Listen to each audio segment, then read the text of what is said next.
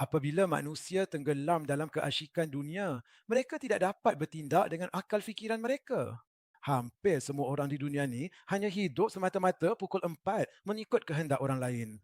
Dia melihat apa yang ada pada orang lain, nampak orang itu cenderung kepada dunia. Apa kurangnya aku berbanding dia? Aku pun nak kereta, aku pun nak rumah, aku pun nak itu dan ini. Ingatlah kata-kata Saidina Umar.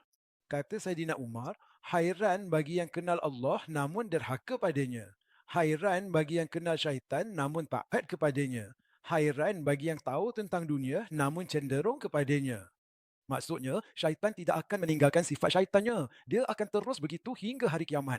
Medan pengaruh syaitan dalam diri kita ialah nafsu kita. Allah sesungguhnya menjadikan agama ini untuk membawa nafsu kamu kepada keikhlasan. Setiap anak yang lahir datang bersama nafsu dan jasad fizikal. Namun, sebaik sahaja lahir, Allah meniupkan daripada zatnya kepada mereka.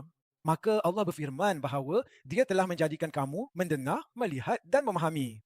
Betapa sedikitnya kamu bersyukur. Maksudnya, betapa sedikitnya kamu berzikir. Siapakah yang menghalang kita daripada bersyukur? Siapa halang kita bersyukur? Dalam Al-A'raf ayat 16. Aku akan datang kepada mereka dari kanan, kiri, depan dan belakang. Siapa kata begitu? Syaitan.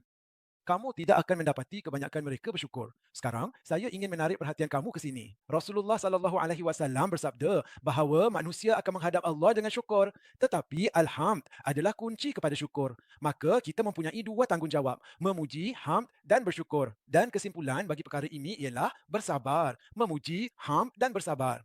Inilah tugas yang Allah kurniakan kepada manusia.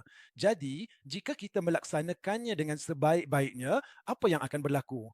Dunia ini akan menjadi syurga untuk kita semua. Maka jelaslah bahawa yang menjadikan dunia ini seperti neraka bukanlah orang lain,